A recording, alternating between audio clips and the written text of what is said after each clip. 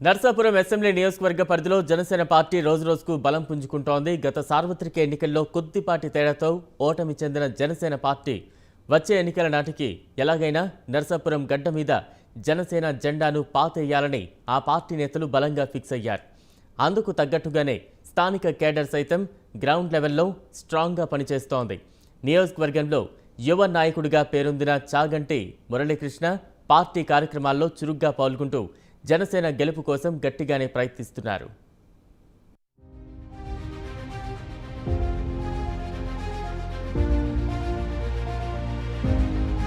Narasapuram assembly నియోజకవర్గంలో జనసేన రోజురోజుకు బలమైన శక్తిగా మారుతుందా అంటే అవుననే సమాధానం వినబడుతుంది. తమ పార్టీ జెండా ఎగిరే విధంగా జనసైనికులు ప్రత్యేక వ్యూహంతో ముందుకు సాగుతున్నారు. గత ఎన్నికల్లో జనసేన పార్టీ అభ్యర్థి విజయం కోసం చాగంటి మురళీకృష్ణ అహర్నిశలు కృషి చేశారు. స్థానిక ఎన్నికల్లోనూ అభ్యర్థులు నిలబెట్టి వారికి ఆర్థికంగా ప్రోత్సాహం అందించి వారి గెలుపుకు ముఖ్య పాత్ర పోషించారు. నియోజకవర్గంలో జరిగిన మత్స్యకార అభ్యున్నతి సభ విజయవంతం చేయడంలో చాగంటి మురళీకృష్ణ కీలక పాత్ర పోషించారు.